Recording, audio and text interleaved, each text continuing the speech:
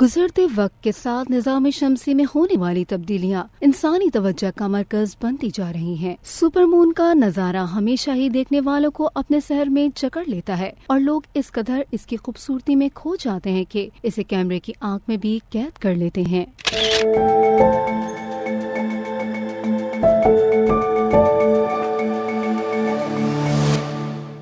दुनिया भर में सुपरमून को देखने के लिए कई अरसे पहले से तैयारियां शुरू कर दी जाती हैं। माहिरीन फल्कियात की पेशगोई के बाद कि कब इसे देखा जा सकेगा, लोगों में इश्तियाक मजीद बढ़ जाता है और फोटोग्राफर्स अपने हाई डेफिनेशन कैमरों को तैयार कर लेते हैं और दिलचस्प तस्वीर याद के तौर पर खींच लेते हैं। सुपरमून क्या होता है? सुपरमून का मतलब चांद का जमीन के गिर्द मामूल से बड़ा और ज्यादा रोशन दिखाई देना है। बताया गया है कि चांद की जमीन से करीब होने की वजह ये है कि चांद के मदार का कामिल दायरा शक्ल का न होना है, क्योंकि जमीन की कशिश इसे अपनी जानिब खींचती है और इसीलिए चांद के मदार की शक्ल अंडे जैसी यानी ओवल है।